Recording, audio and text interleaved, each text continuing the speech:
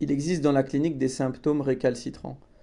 Quoi que l'on fasse, ces symptômes persévèrent et le patient persiste avec son symptôme véritablement invalidant pour lui, handicapant sur le plan social, douloureux, qui l'amène à des états de grande souffrance. Et pourtant, quel que soit l'effort des professionnels qui l'accompagnent, en hospitalier ou en extra-hospitalier, eh bien le symptôme demeure identique à lui-même, sans qu'on puisse faire grand-chose.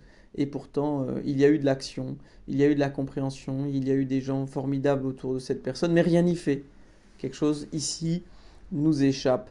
Et quand on parle donc de ces symptômes récalcitrants, je crois qu'il est important de signaler quelque chose, c'est que le symptôme est mobilisateur et que pour quelqu'un, son symptôme peut être son seul mobile. Ça peut être son seul mobile parce que, en dehors de ce symptôme, qu'est-ce qui pourrait le mobiliser? Qu'est-ce qui pourrait être mobilisateur pour les autres vis-à-vis de lui? Le symptôme donc, au-delà d'être quelque chose d'absolument pénible à vivre, voire une catastrophe dans certaines situations, il demeure en même temps un lien fort, un appel à l'autre.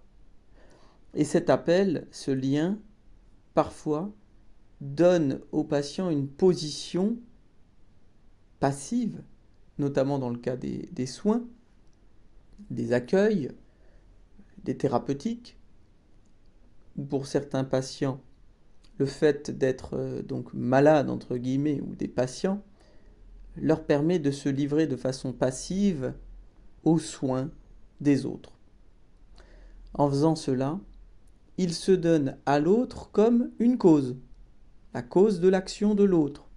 L'autre est mobilisé en raison du symptôme de cette personne, si bien que ce lien unique de soins, parfois un peu maternant, n'est accessible qu'au prix d'un symptôme qui persiste. Et voilà donc quelque chose qui peut éclairer des situations d'ordre plus général, des situations même géopolitiques, dans lesquelles, disons, une cause qui est identifiée par exemple à un peuple ou à une situation a besoin de persister et non d'être liquidée, d'être réglée, si bien que celui qui prétend défendre une cause en même temps peut l'entretenir. L'entretenir parce que ça, c'est devenu aussi pour lui, pour le soignant, ou pour certains politiques, la cause même de sa jouissance à être dans une aventure de débat, dans une aventure de militants, dans une aventure politique, dans des institutions, etc. Il arrive donc que certaines causes ont besoin de la persistance de symptômes qu'ils dénoncent pour continuer à être des causes jouissives, aussi bien pour celui qui est passivement l'objet de la cause, que pour celui qui vient saisir cette cause pour s'en donner une aussi à lui-même.